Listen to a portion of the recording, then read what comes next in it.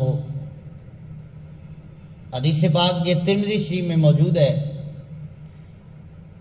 اور حضرت ابی بن کعب حضور علیہ السلام کے صحابی ہیں اور بڑے ہی پیارے قاری ہیں، جن کا قرآن حضور خود سنتے تھے۔ اور حضرت امیر المومنین فاروق اعظم رضی اللہ تعالی عنہ آپ کے دور مبارک میں جب تراویح کی جماعت شروع کرائی گئی تو تراویح کی نماز حضرت فاروق اعظم کے زمانے میں حضرت ابی بن کعب پڑھایا کرتے تھے۔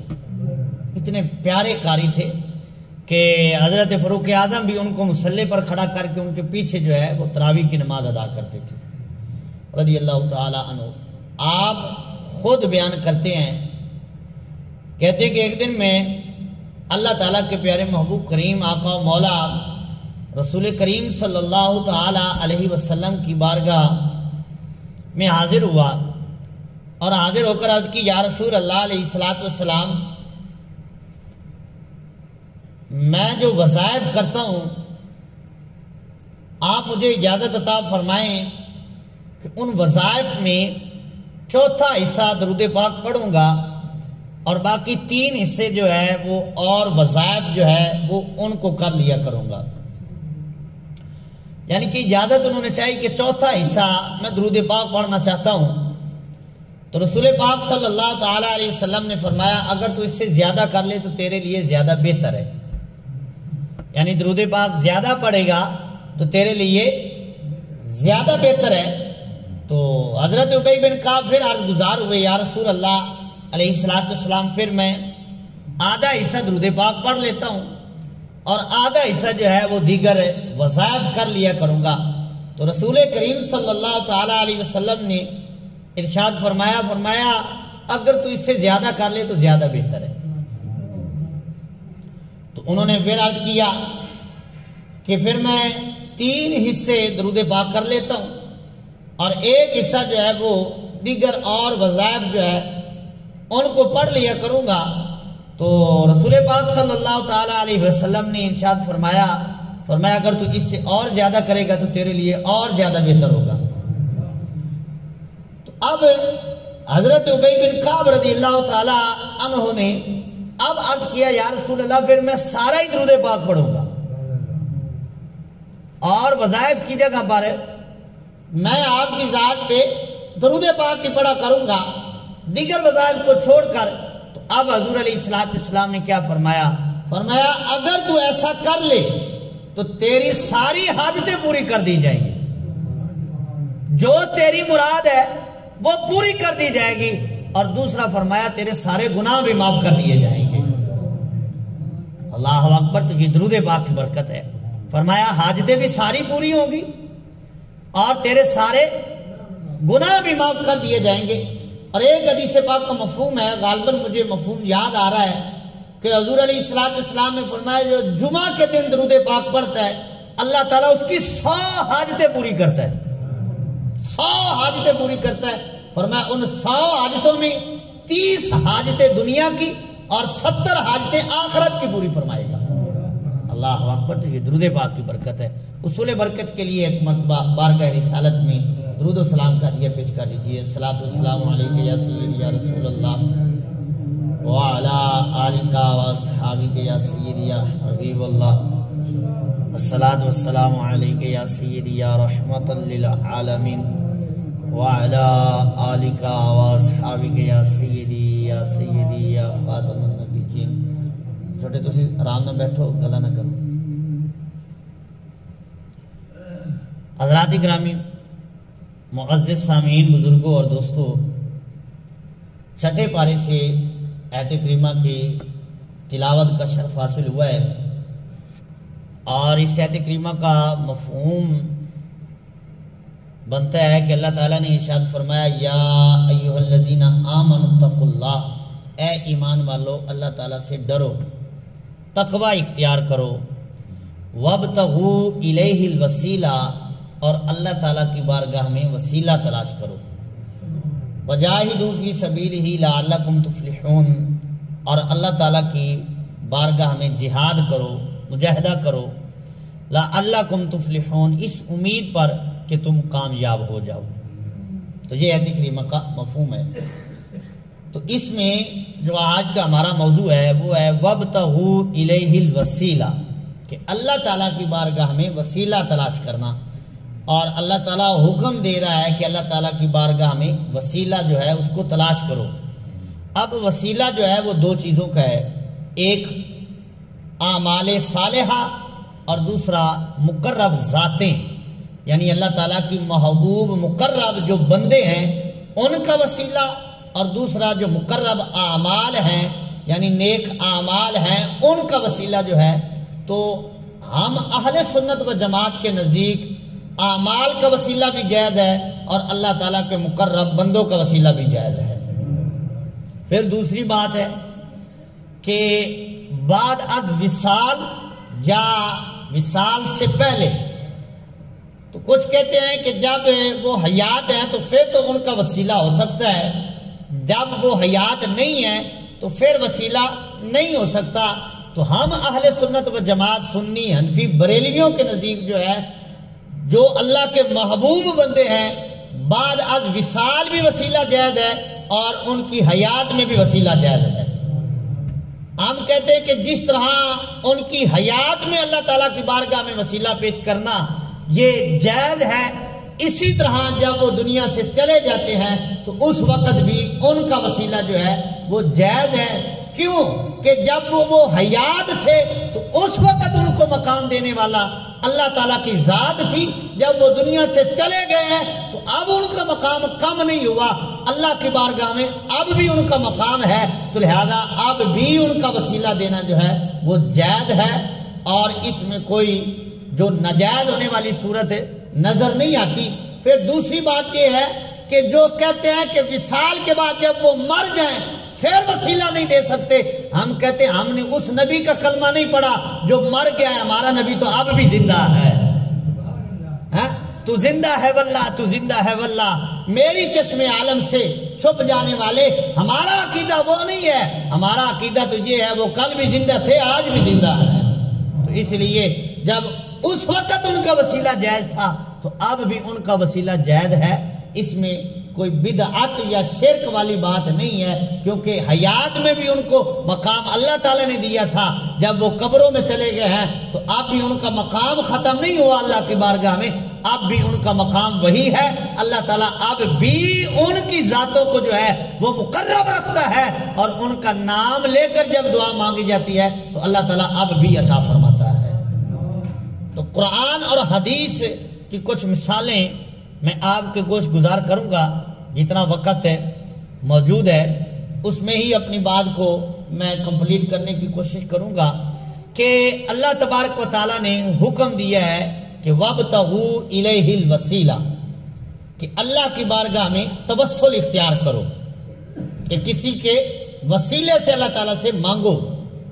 اور پھر نماز کے بعد اذان کے بعد جو ہم دعا مانگتے ہیں اس کو دعائے وسیلہ ہی کہتے ہیں، آتی محمد الوسیلہ۔ تو یہ اذان میں بھی دعا میں اذان کی جو دعا ہے اس میں یہ لفظ وسیلہ کا مراد موجود ہے، تو کہتے ہیں کہ اس کا مطلب یہ ہے کہ ہم دعا مانگتے ہیں اللہ تعالیٰ سے کہ اے مولا اپنے محبوب کو مقام وسیلہ، مقام وسیلہ کیا ہے؟ وہ مقام محمود، قرآن میں جس کو بیان کیا گیا ہے کہ عسیٰ ان یبعثک ربک مقاما محمودا، وہ مقام محمود ہے، اور مقام محمود کیا ہے؟ وہ مقام شفاعت ہے، کہ اللہ تعالیٰ اپنے محبوب کو مقام شفاعت عطا فرمائے گا کہ آپ اپنے غلاموں کی، اپنے امتیوں کی شفاعت کریں گے اور اپنے ساتھ ان کو جنت میں لے کر جائیں گے۔ تو اس کو دعائے وسیلہ کہتے ہیں۔ پھر اس کے بارے میں یہ مسلم شریف کی حدیث پاک ہے کہ اللہ تعالیٰ کے محبوب کریم علیہ السلام نے ارشاد فرمایا، جو بندہ اذان سنے اور اذان کے ساتھ مؤذن جو اذان کہہ رہا ہے اس کے ساتھ اذان کا جواب دہرائے، یعنی جو مؤذن کہہ رہا ہے وہی کہتا جائے، اذان کا جواب دے، اور پھر فرمایا اس کے بعد پہلے میری ذات پہ درود پڑھے۔ یہ بات یاد رکھنی ہے، پہلے حضور کی ذات پہ درود ہے، فرمایا مجھ پہ درود پڑھے، پھر یہ دعا مانگے، تو فرمایا جو ایسا کرے گا میں قیامت کے دن اس کی شفاعت کر کے اپنے ساتھ جنت میں لے کر جاؤں گا۔ جو یہ دعا مانگتا ہے کون سی دعا؟ وسیلے کی دعا، جو اذان کے بعد دعا مانگی جاتی ہے۔ تو حضور علیہ السلام نے فرمایا جو پہلے درود پاک پڑھے پھر یہ دعا مانگے گا میں اس کی شفاعت کروں گا۔ تو یہ دعائے وسیلہ ہے۔ اور پھر دوسری جگہ سورہ بقرہ میں اللہ تبارک و تعالیٰ نے یہ ارشاد فرمایا، یہ کفار ان سے خطاب ہے، مدینہ شریف کے جو یہودی تھے ان سے یہ خطاب اللہ تبارک و تعالیٰ نے فرمایا کہ وَقَالُوا مِن قَبْلُ يَسْتَفْتِحُونَ عَلَى الَّذِينَ كَفَرُوا۔ اب اس کا پس منظر دیکھنا ہوگا کہ اس آیت کا شان نزول کیا ہے۔ تو مفسرین نے لکھا کہ حضور علیہ السلام کی ولادت سے پہلے دو گروہ تھے، وہ آپس میں لڑتے رہتے تھے، اور ایک گروہ جو ہے وہ یہودیوں کا تھا، اور یہودی جب جہاد کرنے کے لیے لڑنے کے لیے ان کے سامنے کھڑے ہوتے تو یہودی ایک دعا مانگتے۔ اس دعا کے الفاظ تفاسیر میں مختلف موجود ہیں۔ ایک تفسیر میں یہ الفاظ موجود ہیں کہ وہ دعا مانگتے تھے کہ اللہم افتح علینا وانصرنا بالنبی الامی۔ یہودی دعا مانگ رہے ہیں کہ اے اللہ ہمیں فتح عطا فرما اس نبی کے وسیلے سے جو آئے گا بعد میں، اس کی شان بھی امی ہوگی۔ فرمایا اپنے محبوب کے وسیلے سے وہ دعا مانگتے تھے کہ مولا اپنے محبوب کے وسیلے سے ہمیں فتح عطا فرما۔ تو اب جب وہ محبوب جلوہ گر ہو چکے، اعلان نبوت فرما چکے، اب ان کی نبوت آ چکی ہے، تو اب وہ یہودی جو ہیں وہ انکار کر رہے تھے، وہ حضور علیہ السلام کو نہیں مان رہے تھے۔ تو اللہ تبارک و تعالیٰ نے قرآن پاک میں یہ آیت نازل کر کے ان کو یاد کرایا ہے۔ فرمایا وَقَانُوا مِن قَبْلُ يَسْتَفْتِحُونَ عَلَى الَّذِينَ كَفَرُوا۔ اللہ تعالیٰ نے فرمایا کہ یہ میرا نبی وہی تو ہے جس کے وسیلے سے تم دعائیں مانگتے تھے۔ فَلَمَّا جَاءَهُم مَّا عَرَفُوا كَفَرُوا بِهِ فَلَعْنَةُ اللَّهِ عَلَى الْكَافِرِينَ۔ فرمایا جب وہ آ چکے ہیں اب انکار کر رہے ہو، کافروں پہ لعنت ہے۔ کیا مطلب ہے کہ پہلے تو اسی نبی کے وسیلے سے دعائیں مانگتے تھے اور اسی کے نام کے وسیلے سے اللہ تعالیٰ تمہیں فتح عطا فرماتا تھا۔ فرمایا کہ اس کے وسیلے سے پہلے تم دعا مانگتے ہو اور فتح مانگتے ہو اور اللہ تعالیٰ تمہیں فتح عطا فرماتا تھا۔ اب جب وہ آ گئے ہیں تو انکار کیوں کر رہے ہو؟ تو اس میں دو چیزوں کا بیان ہے۔ ایک تو حضور کی آمد کا بیان ہے کہ وہی نبی ہیں جس کا تذکرہ پہلے موجود تھا، اور دوسرا اس میں یہ ذکر ہے کہ حضور کے وسیلے سے دعا مانگنا بھی جائز ہے، اور جو مانگتا ہے اللہ تعالیٰ اس کو عطا بھی فرماتا ہے۔ تو وہ یہودی حضور کی ولادت سے پہلے، بعثت سے پہلے حضور کے نام کے وسیلے سے دعا مانگ رہے ہیں، تو اللہ تعالیٰ نے یہ تو نہیں فرمایا کہ تم نے ٹھیک نہیں کیا، وہ تمہارا عمل ٹھیک نہیں تھا۔ اللہ تعالیٰ نے فرمایا تمہارا عمل ٹھیک تھا، وہ عمل ٹھیک تھا، اب جو ایمان نہیں لا رہے ہو یہ عمل ٹھیک نہیں ہے۔ تو وسیلے سے دعا مانگنا، اور پھر حضور کی ولادت سے پہلے حضور کے وسیلے سے دعا مانگنا جائز ہے، تو حضور کی ولادت کے بعد بھی حضور کے وسیلے سے دعا مانگنا جائز ہے۔ تو یہ وسیلہ ہے، اور اللہ تبارک و تعالیٰ نے کفار کو یہ یاد کروایا ہے کہ جب پہلے حضور کے وسیلے سے دعا مانگتے تھے اب بھی مانگو نا، اب بھی ان کا وسیلہ اختیار کرو نا، ان کا نام لو نا، ان کا کلمہ پڑھو۔ تو یہ وسیلہ ہے جو کفار اعلان نبوت سے پہلے مانگ رہے تھے، تو اس عمل کو اللہ تعالیٰ نے ناجائز قرار نہیں دیا کہ تم کیوں مانگ رہے تھے، اور میں پہلے تو ٹھیک کر رہے تھے اب بھی ٹھیک کرتے نا، جب آ گئے ہیں تو اب ان کا نام بھی لیتے اور ان کا کلمہ بھی پڑھ لیتے۔ تو وسیلے کی دعا سے اللہ تعالیٰ نے منع نہیں کیا۔ اور پھر تیسری چیز ہے، یہ بھی سورہ بقرہ میں مشہور آیت کریمہ ہے کہ اللہ تبارک و تعالیٰ نے جب فرشتوں سے فرمایا وَإِذْ قَالَ رَبُّكَ لِلْمَلَائِكَةِ إِنِّي جَاعِلٌ فِي الْأَرْضِ خلیفہ، کہ اللہ تعالیٰ اپنا خلیفہ بنانا چاہتا ہے۔ خلیفے کا اردو ترجمہ نائب ہوتا ہے، یعنی اللہ تعالیٰ اپنا نائب بنانا چاہتا ہے۔ تو یہاں اگر ہم تفسیر بیضاوی میں علامہ بیضاوی کو پڑھتے ہیں تو وہ لکھتے ہیں کہ خلیفہ بنانے کی کچھ صورتیں ہوتی ہیں، نائب بنانے کی صورتیں ہوتی ہیں۔ بادشاہ اپنا نائب بناتا ہے، اس کی وجہ ہوتی ہے، 2-3 وجہ انہوں نے لکھی ہیں۔ کہتے ہیں کہ بادشاہ اپنا نائب کیوں بناتا ہے؟ اب اللہ تعالیٰ نے فرمایا کہ میں اپنا نائب اپنا خلیفہ بنانا چاہتا ہوں. فرمایا خلیفہ بنانے کی کچھ وجوہات ہیں لیکن یہاں وہ کوئی وجہ نظر نہیں آتی. اس بات کو ذرا توجہ سے سنیے, یہاں کوئی وجہ نظر نہیں آتی. کہتے ایک وجہ تو یہ ہے کہ بادشاہ جو ہے نا اس کا وہ کہیں دورے پہ چلا جاتا ہے, بادشاہ کہیں جاتا ہے تو اس کو ضرورت ہوتی ہے کہ میں جا رہا ہوں تو پیچھے میری سلطنت ہے, میری بادشاہت ہے, میری جو ملک ہے میرا, اس کا خیال کرنے کے لیے مجھے کوئی نائب چاہیے. تو بادشاہ جب جاتا ہے تو وہ پیچھے ایک نائب مقرر کرتا ہے. اب اللہ تعالیٰ کی شان میں, اللہ تعالیٰ کی ذات میں تو یہ بات ہے ہی نہیں کہ اللہ تبارک و تعالیٰ فَأَيْنَمَا تُوَلُّوا فَثَمَّ وَجْهُ اللَّهِ, جدھر چہرہ کرو گے ادھر ہی اللہ تعالیٰ کے جلوے نظر آئیں گے. تو یہاں یہ بات نہیں ہے کہ اللہ تعالیٰ نے کہیں جانا ہے اور اللہ تعالیٰ نے نائب مقرر کیا ہے. فرماتے یہ بھی بات اللہ تعالیٰ کی ذات میں, اللہ تعالیٰ کی شان میں یہ نہیں ہے. دوسری بات کہ کیوں نائب مقرر کیا جاتا ہے, کہتے ہیں دوسری بات یہ ہے کہ اس کو موت کا خوف ہو. اس کو یہ پتا ہے کہ میں نے مر جانا ہے, تو جب میں مر جاؤں گا تو میری بادشاہ یہ سلطنت کون چلائے گا, تو وہ اپنا نائب اپنی زندگی میں مقرر کر دیتا ہے کہ یہ میرا نائب ہے, جب میں مر جاؤں گا تو میرے بعد جو ہے یہ نیابت کرے گا, بادشاہ چلائے گا, میری جگہ پر بیٹھے گا. اور علامہ بیضاوی کہتے ہیں کہ اللہ تعالیٰ کی ذات میں یہ بھی نہیں ہے. وہ حی ہے, وہ قیوم ہے, وہ ہمیشہ سے ہے, ہمیشہ رہے گا. اللہ تعالیٰ کی ذات میں یہ بات بھی نہیں ہے, لیکن اللہ تعالیٰ نے پھر بھی اپنا نائب بنایا ہے, اپنا خلیفہ مقرر کیا ہے. تو تیسری وجہ کہتے ہیں کہ کسی کو نائب مقرر کرنے کی ضرورت ہے اس لیے پڑتی ہے کہ وہ آرام کرنے لگ جاتا ہے, وہ سونے لگ جاتا ہے, اس کو نیند آ جاتی ہے, تو پھر اس کو ضرورت ہے کہ میرا ملک چلانے کے لیے کوئی میرا نائب ہو. جب میں سو جاؤں تو وہ میری بادشاہت, میری سلطنت کو چلائے. اور جب اللہ تعالیٰ کی شان ہے لا تأخذہ سنۃ ولا نوم, اللہ تعالیٰ نیند سے بھی پاک ہے, تو پھر بھی اللہ تعالیٰ نے فرمایا کہ میں اپنا خلیفہ بنانے والا ہوں. کہتے ہیں کہ پھر چوتھی وجہ ہے کہ جس وجہ سے وہ اپنی جو نائب اپنا مقرر کرتا ہے وہ وجہ یہ ہے کہ ایک بندہ وہ چلا نہیں رہا سکتا, اس کی سلطنت بڑی ہے, وہ چلا نہیں سکتا, لہذا وہ کسی علاقے میں کسی کو نائب مقرر کر دیتا ہے, دوسرے علاقے میں اور کو مقرر کر دیتا ہے, تیسرے علاقے میں کوئی اور مقرر کر دیتا ہے. جبکہ اللہ تعالیٰ کی ذات میں یہ بات بھی نہیں ہے. وَلَا يَعُودُهُ حِفْظُهُمَا, اللہ تعالیٰ فرماتا ہے کہ مجھے زمین اور آسمان کی حفاظت تھکاتی نہیں ہے. اللہ تعالیٰ کی ذات میں نہ اکتاہٹ ہے, نہ نیند ہے, نہ موت ہے, نہ اللہ تعالیٰ نے کہیں جانا ہے.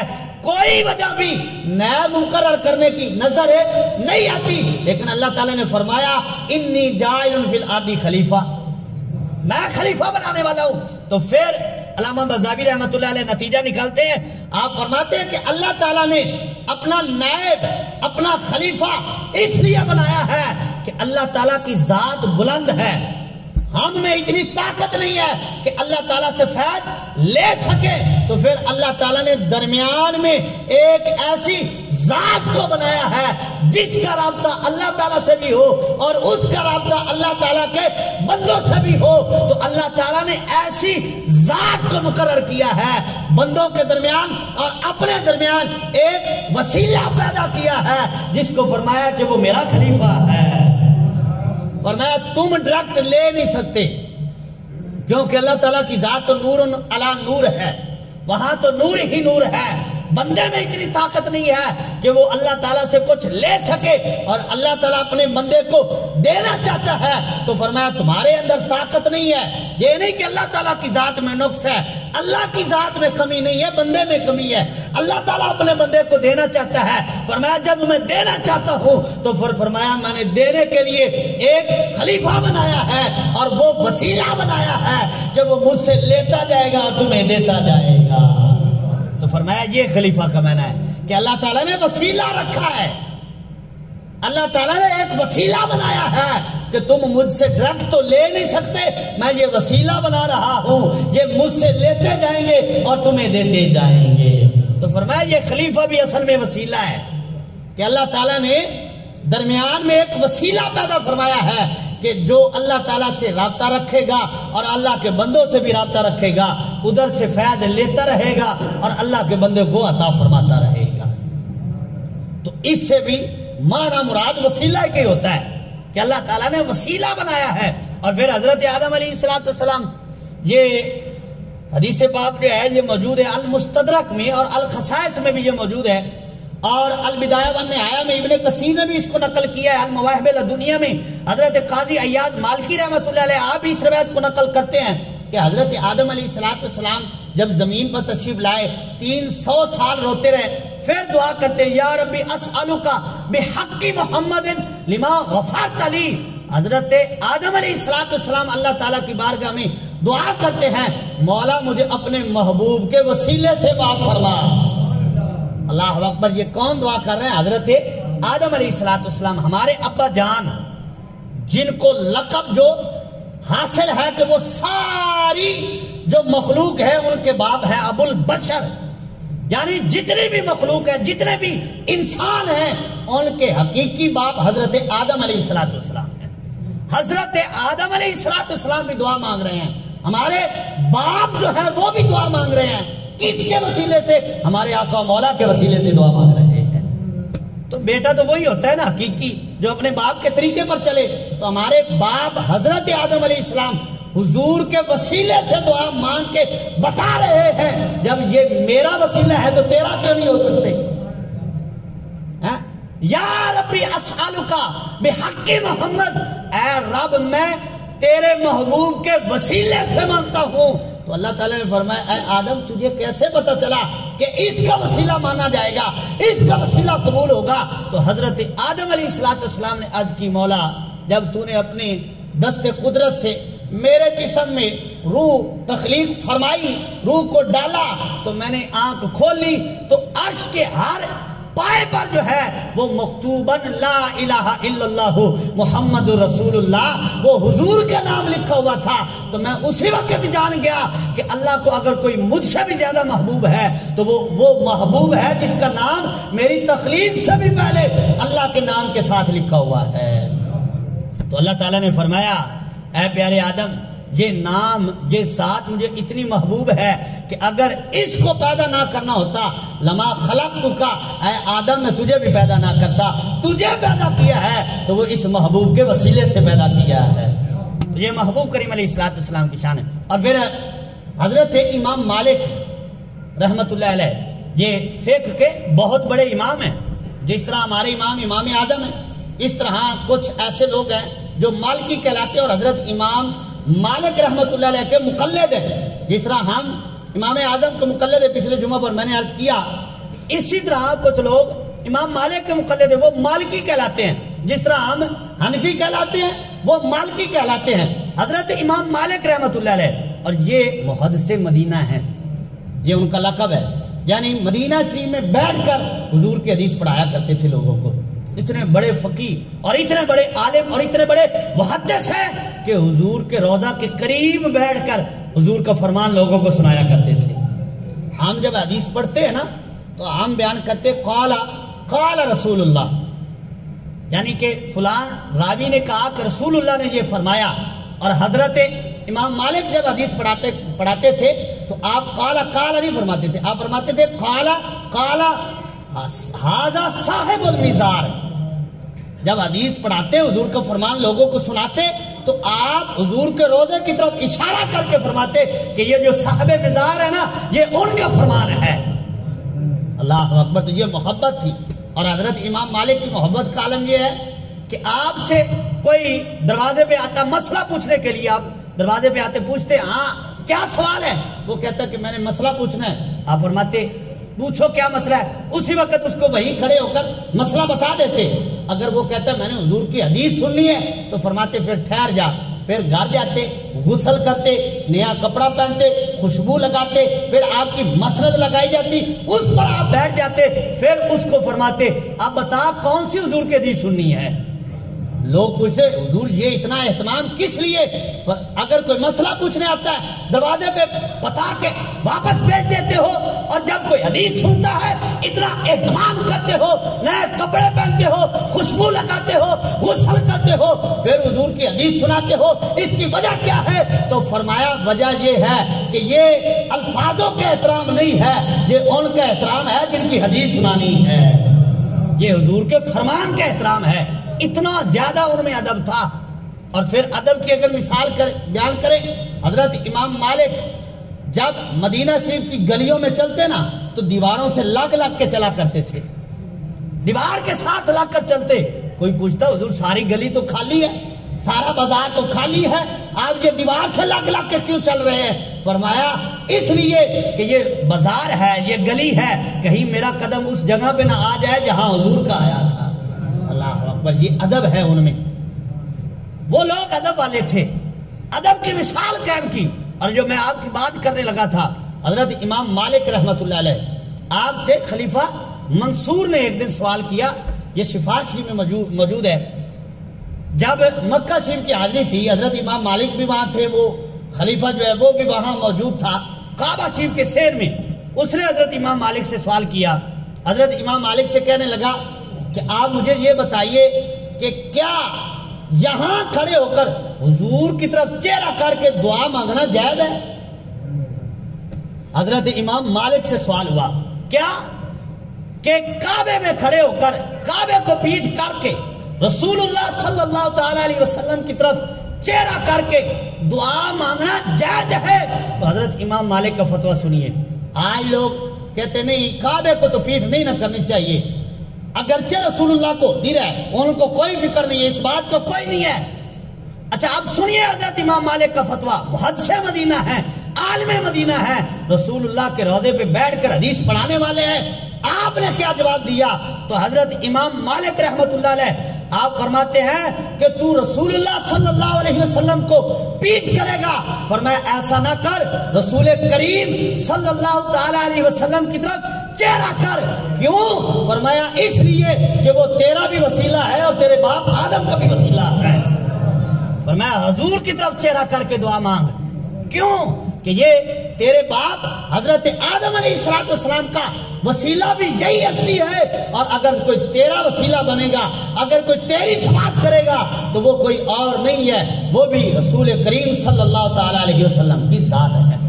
تو یہ حضرت امام مالک کا فتویٰ ہے۔ آپ فرماتے کہ نہیں، رسول اللہ کو پیٹھ نہیں کرنی، ادھر پیٹھ نہیں کرنی۔ کیوں؟ کہ یہ وہ بارگاہ ہے کہ جہاں فرشتے بھی ادب سے حاضر ہوتے ہیں، فرشتے بھی ہاتھ باندھ کے سلام عرض کرتے ہیں۔ تو فرمایا اس لیے یہاں جو ہے بے ادبی نہیں کرنی، ادھر پیٹھ نہیں کرنی، کیونکہ یہ اللہ کے محبوب ہیں، ان کو اللہ تعالیٰ نے شان عطا فرمائی ہے۔ تو حضرات گرامی، وسیلہ فرمایا حضرت آدم کا بھی وسیلہ یہی ہستی ہے، یہی نبی ہے، اور اگر تیرا کوئی وسیلہ بنے گا اللہ کی بارگاہ میں تو وہ کوئی اور نہیں ہے، وہ بھی رسول کریم صلی اللہ تعالی علیہ وسلم کی ذات گرامی ہے۔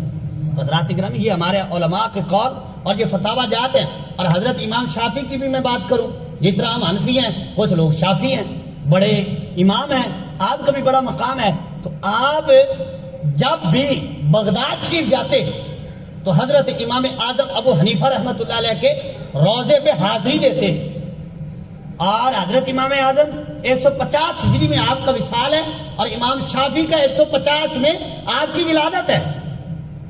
حضرت امام شافعی رحمۃ اللہ علیہ بعد میں پیدا ہوئے، لیکن ادب کتنا زیادہ ہے کہ حضرت امام اعظم کے جب دربار پہ، ان کے مزار پہ جب حاضر ہوتے تھے تو راوی کہتے ہیں کہ حضرت امام شافعی رفع یدین کے قائل تھے۔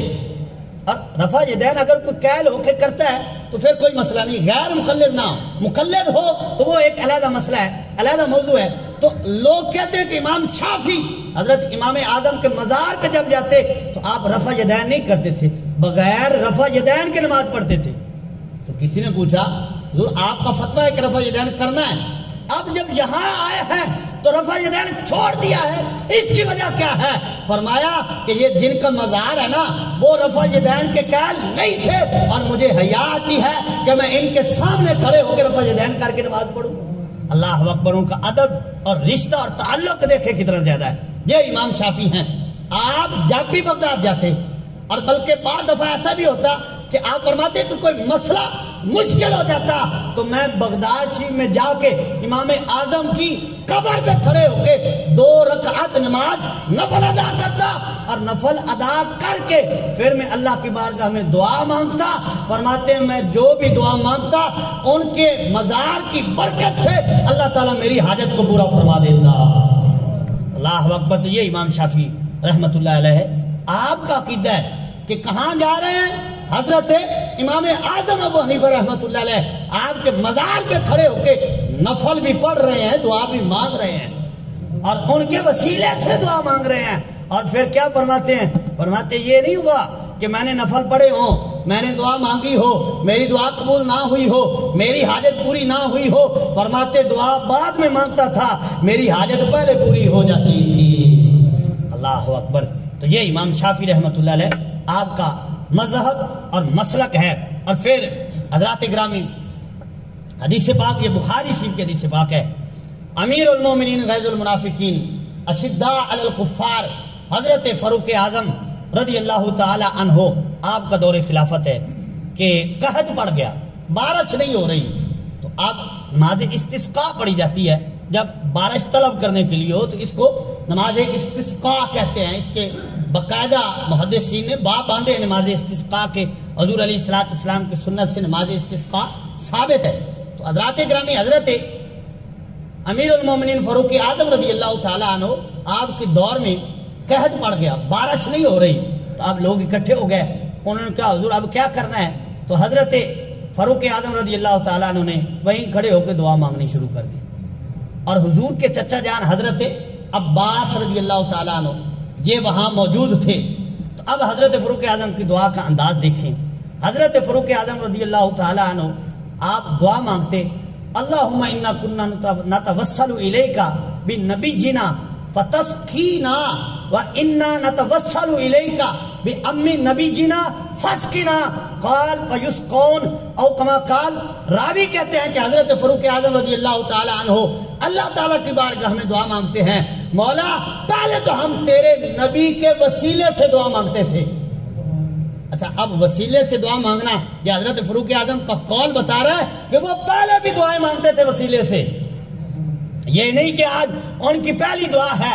فرماتے ہیں انا کنا نتوسل الیک بنبینا فتسقینا، اے مولا پہلے ہم تیرے نبی کے وسیلے سے دعا مانگتے تھے، تو ہمیں بارش عطا فرماتا تھا۔ اچھا، انا کننا نتوسل یہ ماضی استمراری ہے، اور ماضی استمراری میں دوام و استمرار ہوتا ہے، یعنی پہلے بھی مانگ رہے ہیں اب بھی مانگ رہے ہیں، یہ کوئی آج نیا کام نہیں ہے۔ حضرت فاروق اعظم نے یہ دعا میں جملے استعمال کر کے بتایا ہے کہ ہم وسیلے سے آج پہلے دن دعا نہیں مانگ رہے، ہم نبی کے وسیلے سے پہلے بھی دعا مانگتے تھے، لیکن آج دعا کا انداز تھوڑا سا تبدیل کر لیا۔ عرض کرتے ہیں مولا پہلے تیرے نبی کے وسیلے سے دعا مانگتے تھے، آج بھی امی نبی جنا اپنے نبی کے چچا حضرت عباس کے وسیلے سے دعا مانگتے ہیں۔ اللہ اکبر۔ جی کون دعا مانگ رہے ہیں؟ حضرت فاروق اعظم، اور کن کے وسیلے سے؟ حضرت عباس کے وسیلے سے دعا مانگ رہے ہیں۔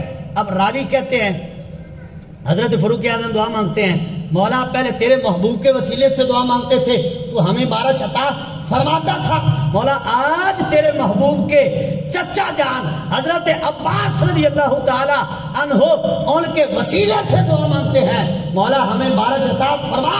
تو راوی کہتے ہیں حضرت فاروق اعظم کی ابھی دعا ختم ہوئی تھی کہ اللہ تعالیٰ نے ہمیں بارش عطا فرما دی۔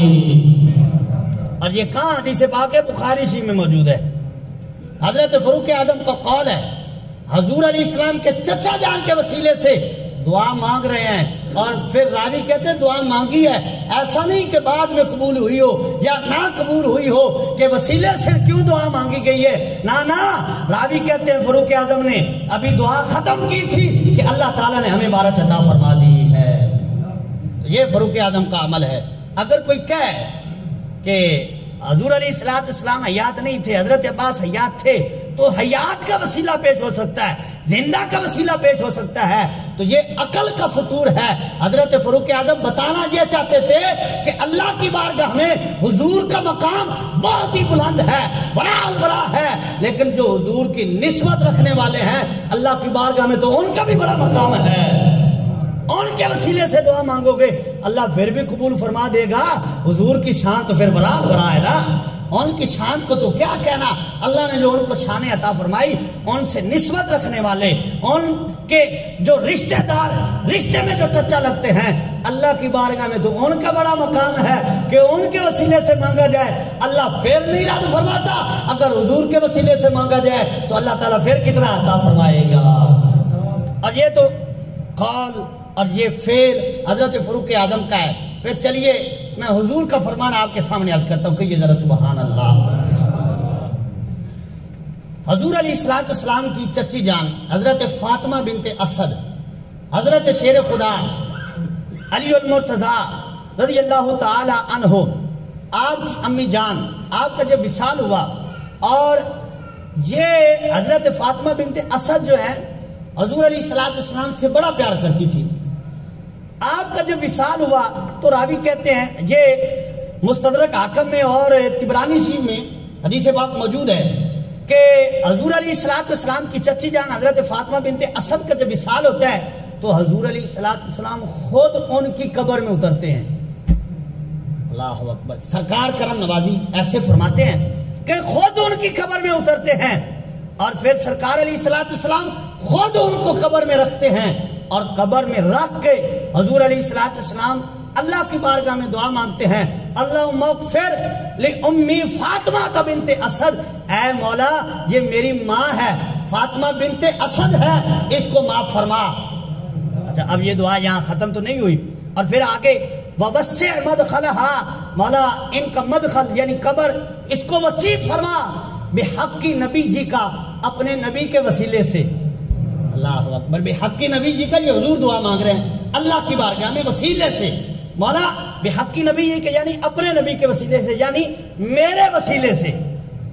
اچھا، اب یہاں بھی دعا نہیں ختم ہوئی کہ حضور ہیں تو دعا ہو گئی یا یاد، ایسی بات نہیں، ذرا سنیے۔ حضور علیہ السلام دعا مانگ رہے ہیں، اور حضور کے فرمان کے بعد کوئی کیل و کال نہیں رہ جاتا، کوئی حجت نہیں رہ جاتی، سرکار دعا مانگتے ہیں، مولا میری ماں کو معاف فرما، فاطمہ بنت اسد کی معافی فرما، بحق نبی جی کا، اپنے نبی کے وسیلے سے، والانبیاء الذی من قبلی، اے مولا ان نبیوں کے وسیلے سے جو مجھ سے پہلے گزر گئے ہیں۔ سارے نبیوں کے وسیلے سے دعا کس نے مانگی ہے؟ اللہ کے محبوب نے مانگی ہے۔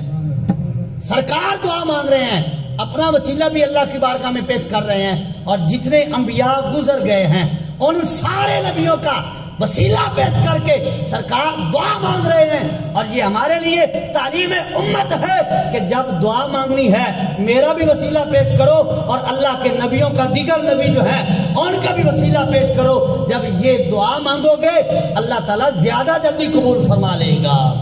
تو وسیلہ پیش کرنا یہ حضور کی سنت ٹھہرا، وسیلے سے دعا مانگنا یہ سرکار کا طریقہ ٹھہرا۔ جب حضور کی سنت ہے، حضور کا طریقہ ہے، تو کوئی اگر امتی اس طریقوں کو اپنائے گا تو وہ مشرک نہیں ہوگا بلکہ سنت پہ عمل کرنے والا ہو جائے گا۔ اور پھر حدیث یہاں اگر میں عرض کر دوں کہ سرکار نے فرمایا جو میری ایک سنت کو زندہ کرے، میری ایک سنت کو زندہ کرے اس دور میں کہ جب لوگوں نے اس پر عمل چھوڑ دیا ہے، فرمایا اللہ تعالیٰ اس کو 100 شہیدوں کا ثواب عطا فرمائے گا۔ تو 100 شہیدوں کا ثواب نہیں لینا چاہیے حضور کی سنت پہ عمل کر کے؟ تو حضرات گرامی، وسیلہ پیش کرنا، اور پھر حدیث پاک اس سے آگے بھی میں عرض کرتا ہوں، حضرت بلال بن حارث مصنف ابن ابی شیبہ اور دلائل النبوہ میں یہ حدیث پاک موجود ہے، اور دور یہ بھی حضرت فاروق اعظم کا ہے۔ حضرت بلال بن حارث رضی اللہ تعالیٰ عنہ سرکار کے روضہ انور پہ حاضر ہوئے، قحط پڑ گیا، بارش نہیں ہوئی، اور وہاں دعا کرتے ہیں اللہم استسقی لامتک فانہم ہلکوا۔ اچھا، یہ دعا سرکار کے روضے پہ جا کے ہو رہی ہے، کون کر رہے ہیں؟ حضرت بلال بن حارث، زمانہ بھی حضرت فاروق اعظم کا ہے، جانے والے بھی صحابی ہیں، سرکار کے روضے پہ جا کے دعا مانگ رہے ہیں، اے اللہ تیرے محبوب کی امت ہلاک ہو گئی ہے، بارش کے انتظام فرماؤ نا۔ اور یہ استغاثہ سرکار کی بارگاہ میں حضرت بلال رضی اللہ تعالی عنہ عرض کر رہے ہیں کہ اے محبوب، آپ کی امت ہلاک ہو رہی ہے، میرے آقا و مولا امت ہلاک ہو رہی ہے، بارش کے انتظام فرمائیے۔ تو فَأَتَاهُ رسول اللہ صلی اللہ علیہ وسلم فی المنام، راوی کہتے ہیں کہ حضرت بلال بن حارث یہ دعا مانگ کے، یہ استغاثہ کر کے چلے گئے۔ جب رات ہوئی، نیند آئی، سو گئے، سرکار خواب میں تشریف لائے۔ اللہ اکبر، سرکار نے کرم فرمایا اور پھر سرکار نے فرمایا ایتی عمر بن الخطاب وَأَقْرَهُ السَّلَامِ وَأَخْبِرْهُ أَنَّهُمْ يُسْتَسْقُونَ او کما قال، حضور علیہ السلام نے فرمایا اے بلال، حضرت فاروق اعظم کے پاس جانا اور ان کو میرا سلام کہنا۔ اللہ اکبر، یہ سرکار سلام فرما رہے ہیں کہ ان کو، حضرت امیر المومنین فاروق اعظم کو، ان کی شانیں کیا ہیں جن کو رات سرکار خواب میں تشریف لا کے خود سلام بھیجے کہ ان کو میرا سلام کہنا۔ اور پھر آگے سرکار علیہ السلام نے فرمایا ان کو خبر دینا کہ ہم نے بارش کے انتظام کر دیا ہے۔ راوی کہتے پھر جب اگلا دن ہوا، حضرت بلال نے آ کر سرکار فاروق اعظم رضی اللہ تعالی عنہ کی بارگاہ میں آ کر حضور کا پیغام سنایا۔ پھر کہتے کیا ہوا؟ سرکار نے جو انتظام کر دیا تھا، پھر بارش ہو گئی۔ اللہ اکبر۔ اچھا، سرکار فرماتے ہیں ہم نے انتظام بارش کا کر دیا ہے، اور اللہ تعالیٰ تو فرماتے ہیں بارش ہم نازل فرماتے ہیں، اور حضور فرماتے ہیں ہم نے انتظام کر دیا ہے۔ معلوم ہوا اللہ کے خزانوں کی چابیاں اللہ نے اپنے محبوب کو عطا فرمائی ہیں، اور سرکار فرماتے ہیں کہ ہم نے بارش کے انتظام کر دیا ہے۔ پھر اگلے دن سرکار کے انتظام سے بارش ہو بھی گئی۔ تو وسیلے سے مانگنا، حضور سے مانگنا، یہ کوئی نیا طریقہ نہیں ہے، یہ صحابہ کرام علیہم رضوان کا طریقہ ہے۔ اور حضرت ابن المنقدر جو بہت بڑے محدث گزرے ہیں، اور حضرت ابن المنقدر کا اگر میں آپ کے سامنے تعارف عرض کروں تو حضرت محمد بن منقدر جو ہے یہ تابعی ہیں، اور امام اعظم ابو حنیفہ کے استاد ہیں، امام اعظم ان کے شاگرد ہیں، امام مالک بھی ان کے شاگرد ہیں، اور حضرت امام جعفر صادق بھی ان کے شاگرد ہیں۔ اتنی بڑی ہستی ہے، یہ میں تعارف اس لیے عرض کر رہا ہوں کہ سمجھ آ جائے ذات کتنی بڑی ہے، پھر ان کا میں عمل سامنے عرض کرتا ہوں۔ اور یہ خود حضرت محمد بن منقدر یہ حضرت عائشہ صدیقہ سے ڈائریکٹ حدیث پاک لینے والے ہیں، ان کے شاگرد ہیں، اور حضرت ابن عباس کے شاگرد ہیں، حضرت عبداللہ بن زبیر کے شاگرد ہیں، اور حضرت محمد بن منقدر جو ہے یہ حضرت ابو ہریرہ کے شاگرد ہیں، صحابیوں کے شاگرد ہیں، صحابہ کرام سے حدیثیں لی بھی ہیں، سنی ہیں، یعنی تابعی ہیں۔ تو حضرت محمد بن منقدر آپ جب پڑھاتے تھے، بولتے تھے، تو آپ کو ایک بیماری لاحق ہو گئی کہ آپ بولتے بولتے نا آپ کی زبان بند ہو جاتی، بالکل بولنا بند ہو جاتی، آواز ہی نہ نکلتی۔ تو اب دیکھنے والوں نے دیکھا کہ حضرت محمد بن منقدر رحمت اللہ تعالی علیہ آپ کے ساتھ جب بھی ایسا معاملہ ہوتا تو آپ سرکار کے روضے سے جا کر لپٹ جاتے، سرکار کی قبر اطہار سے لپٹ جاتے اور لپٹ کر دعائیں مانگتے، اور جب واپس آتے تو آپ بول رہے ہوتے تھے۔ تو کسی نے پوچھا کہ آپ یہ کیا کرتے ہیں، آپ ایسا کیوں کرتے ہیں؟ تو آپ نے اب جملے سننا، اور یہ محدث بڑے ہیں، کتنے بڑے ہیں، اور استاد کن کے ہیں، اور پھر دیکھیے شاگرد کن کے ہیں، لیکن ان کا عمل کیا ہے؟ آپ کہتے ہیں جب بھی مجھے یہ بیماری لاحق ہوتی ہے، استعنت بقبر نبی جی، جب مجھے بیماری لاحق ہوتی ہے تو میں حضور کی قبر سے مدد لے لیتا ہوں، حضور کی قبر میری مدد کر دیتی ہے۔ استعنت بقبر نبی جی، میں حضور علیہ السلام کے روضہ پاک سے جا کر مدد طلب کرتا ہوں، جب بھی میں نے مدد طلب کی ہے سرکار نے میری مدد فرما دی ہے۔ اچھا، یہ اتنے بڑے محدث ہیں، لیکن عمل کیا ہے؟ حضور کے روضہ اطہار سے مدد مانگ رہے ہیں، اور فرماتے جب بھی میں نے مانگی ہے میری مدد ہوئی ہے۔ اور پھر حضور علیہ السلام کی بارگاہ میں ایک شخص حاضر ہوا، آ کر عرض کرتا ہے یا رسول اللہ علیہ السلام، میں نبی نہ ہوں، میرے لیے دعا کیجیے اللہ تعالیٰ مجھے بصارت عطا فرمائے، میری بصارت، میری جو نگاہ ہے، مجھے نظر کوئی نہیں آتا، میں نبی نہ ہو گیا ہوں، دعا کیجیے کہ اللہ تعالیٰ مجھے بصارت عطا فرمائے۔ تو حضور علیہ السلام نے ارشاد فرمایا ان شئتا دعوت و ان شئتا صبرتا فهو خیر اللہ کا، فرمایا اگر تو چاہتا ہے تو پھر میں دعا کر دیتا ہوں، لیکن اگر تو چاہے تو صبر کر، اللہ تعالیٰ تجھے جنت عطا فرمائے گا، تجھے جنت عطا فرمائے گا۔ اور حدیث پاک کا مفہوم ہے کہ جو دنیا میں نابینا ہو جاتا ہے، قیامت کے دن اللہ تعالیٰ اس کو ڈبل نور عطا فرمائے گا، دوہرا نور عطا فرمائے گا، زیادہ بصارت عطا فرمائے گا۔ کیوں؟ اس کا بدلہ کہ دنیا میں جو صبر کرتا رہا ہے، صبر کا بدلہ اللہ تعالیٰ قیامت کے دن عطا فرمائے گا۔ تو راوی کہتے ہیں کہ اس نے آج کی حضور صبر تو کیا ہے، فدعو دعا کیجئے نا، اب یعنی میں آپ کی زیارت کرنا چاہتا ہوں، دعا فرمائیے۔ تو اب رسول کریم صلی اللہ تعالیٰ علیہ وسلم نے اس کو حکم دیا کہ یتودع ویحسن وضوءہ ویدعو بہذا الدعاء، سرکار نے فرمایا جا وضو کر، 2 رکعت نفل پڑھ اور اس کے بعد یہ دعا مانگ۔ وہ دعا کے الفاظ کیا ہیں کہ اللہم انی اسألک واتوجہ الیک بنبیک محمد صلی اللہ علیہ وسلم۔ اچھا، یہ دعا حضور خود سکھا رہے ہیں، سکھا بھی صحابی رسول کو رہے ہیں، کیا کہ اے اللہ میں تجھ سے سوال کرتا ہوں اور میں متوجہ ہوتا ہوں تیری طرف، کیسے؟ بنبیک محمد، تیرے محبوب کے وسیلے سے، میں مانگتا ہوں تجھ سے تیرے محبوب کے وسیلے سے۔